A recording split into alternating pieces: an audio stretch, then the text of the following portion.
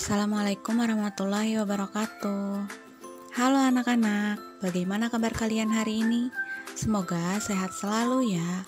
Pada pertemuan hari ini, materi yang akan kita bahas yang pertama, induksi magnet dan gaya Lorentz, yang kedua, induksi elektromagnetik, dan yang ketiga, kemagnetan dalam produk teknologi.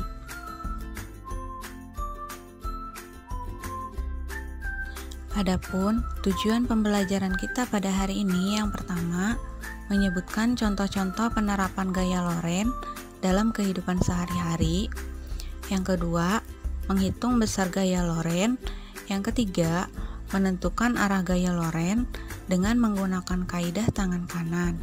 Yang keempat, menyebutkan contoh-contoh penerapan induksi elektromagnetik dalam kehidupan sehari-hari. Yang kelima, menjelaskan prinsip kerja transformator, dan yang keenam, menjelaskan prinsip kemagnetan dalam produk teknologi.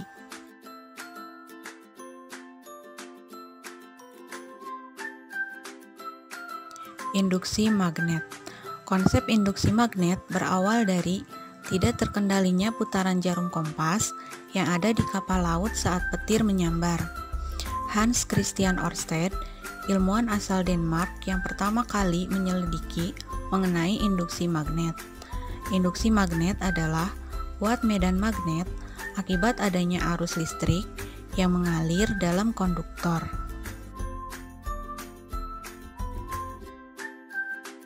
Selanjutnya, gaya Lorentz. Gaya Lorentz adalah gaya yang ditimbulkan oleh muatan listrik yang bergerak atau oleh arus listrik yang berada dalam suatu medan magnet.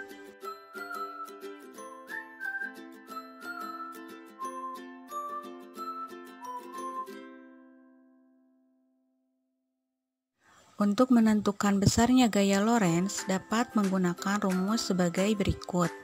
F sama dengan B dikali I dikali L, di mana F adalah gaya Lorentz satuannya Newton, B. medan magnet satuannya Tesla, I adalah kuat arus listrik satuannya ampere, dan L adalah panjang kawat berarus yang masuk ke dalam medan magnet satuannya meter.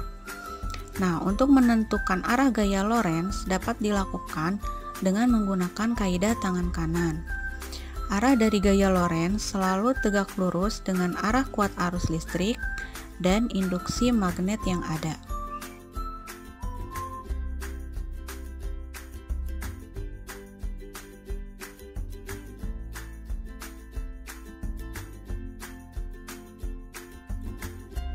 Peralatan dalam kehidupan sehari-hari yang memanfaatkan gaya Lorentz antara lain bor listrik, kipas angin, blender, dan mesin cuci.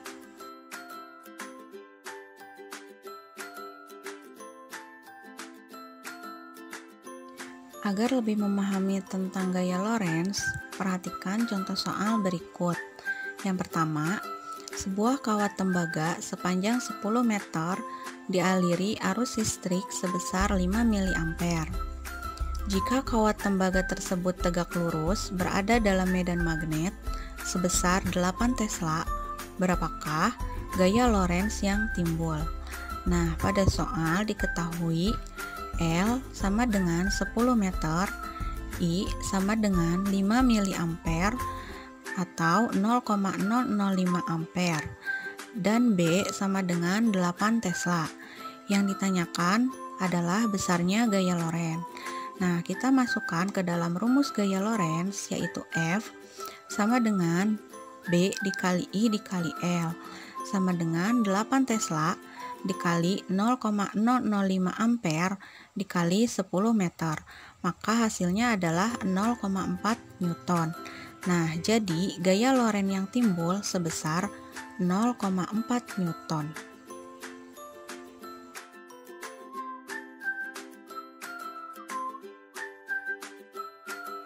Selanjutnya, contoh soal yang kedua. Jika gaya Lorentz yang ditimbulkan oleh kawat tembaga sepanjang 2 meter dan dialiri arus listrik sebesar 2 mA adalah 12 Newton, maka berapakah besar medan magnet yang melingkupi kawat tembaga tersebut. Nah, dari soal diketahui bahwa L adalah 2 meter, I besarnya 2 miliampere atau sama dengan 0,002 ampere sama dengan 2 dikali 10 pangkat negatif 3 ampere, dan F adalah 12 Newton.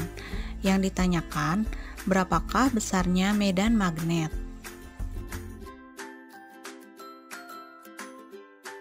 Untuk menjawab pertanyaan nomor 2, kita masukkan ke dalam rumus F sama dengan B dikali I dikali L.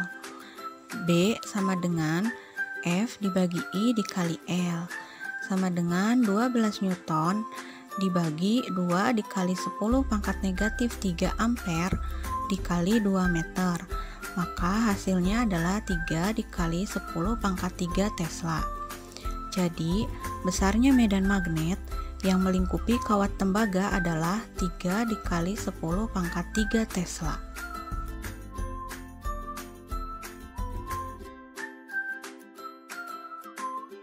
Selanjutnya, induksi elektromagnetik.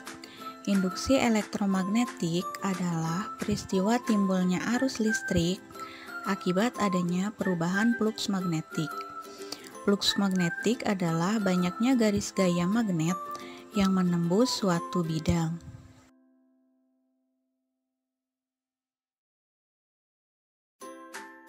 Bagaimana dan di mana kamu menemukan penerapan induksi elektromagnetik? Alat-alat apa saja yang menggunakan prinsip kerja induksi elektromagnetik? Nah, untuk menjawab pertanyaan tersebut, marilah kita pelajari lebih lanjut tentang induksi elektromagnetik.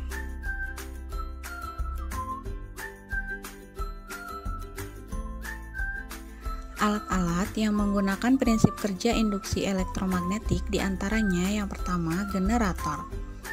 Generator adalah alat yang digunakan untuk mengubah energi gerak atau kinetik menjadi energi listrik. Energi gerak yang dimiliki generator dapat diperoleh dari berbagai sumber energi alternatif, misalnya dari energi angin, energi air, dan sebagainya.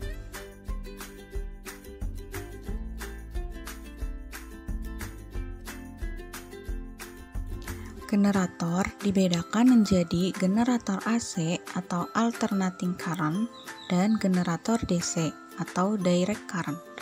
Generator AC atau alternator dapat menghasilkan arus listrik bolak-balik dengan cara menggunakan cincin ganda.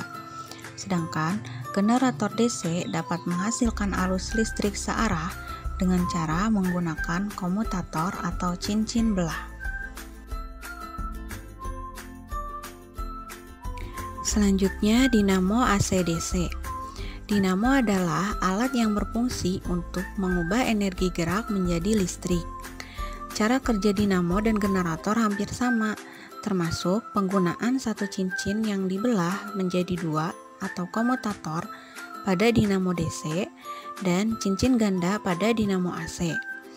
Perbedaan dinamo dengan generator terletak pada 2 komponen utama dinamo, yaitu rotor bagian yang bergerak dan stator bagian yang diam.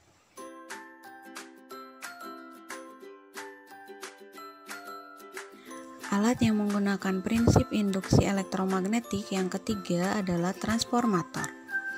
Transformator adalah alat yang digunakan untuk menaikkan atau menurunkan tegangan listrik bolak-balik. Transformator tidak dapat digunakan pada tegangan listrik searah.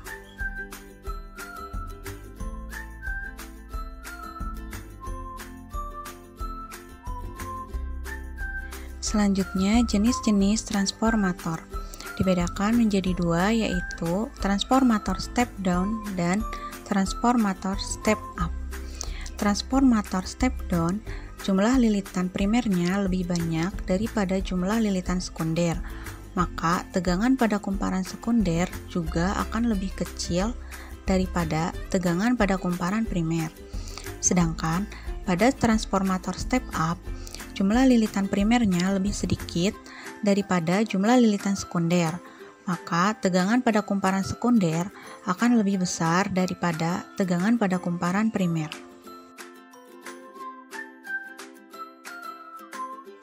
Rumus transformator. Hubungan kesebandingan tegangan, jumlah lilitan, dan arus pada transformator dirumuskan sebagai berikut. VV per VS sama dengan NP per NS sama dengan IS per IV, di mana VV adalah tegangan primer satuannya V, VS adalah tegangan sekunder satuannya V, NP adalah lilitan primer, NS adalah lilitan sekunder, IP arus primer satuannya ampere, dan IS adalah arus sekunder satuannya ampere. Sedangkan untuk efisiensi trafo dapat dihitung dengan persamaan berikut. N sama dengan PS per PP dikali 100%, di mana N adalah efisiensi trafo, PP adalah daya primer satuannya W, dan PS adalah daya sekunder satuannya W atau watt.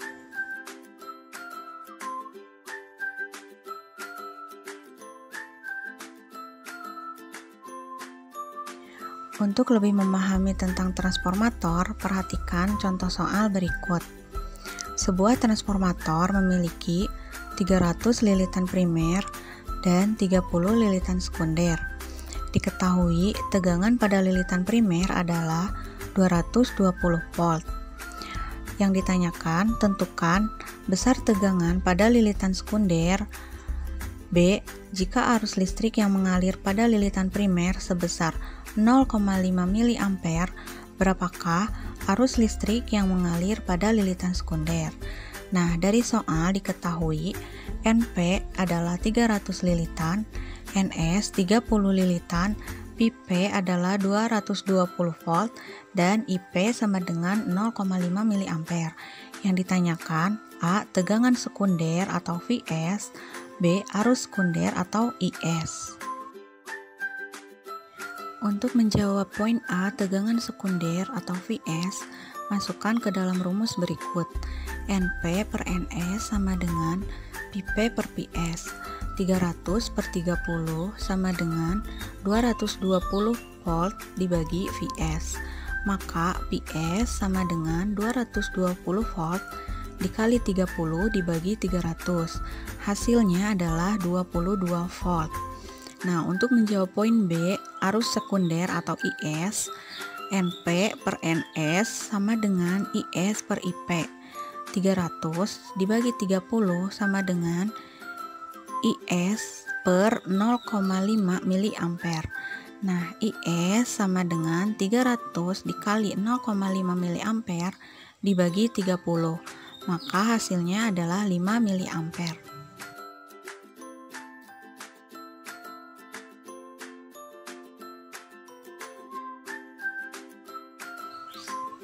Kemagnetan dalam produk teknologi yang pertama, magnetic resonance imaging atau MRI, yang kedua pada pembangkit listrik tenaga nuklir atau PLTN, dan yang ketiga pada kereta maglev. Cukup sekian pertemuan hari ini, semoga dapat bermanfaat. Jangan lupa tugasnya dikerjakan tepat waktu. Tetap jaga kesehatan dan tetap semangat mengikuti kegiatan pembelajaran daring. Sampai jumpa minggu depan. Wassalamualaikum warahmatullahi wabarakatuh.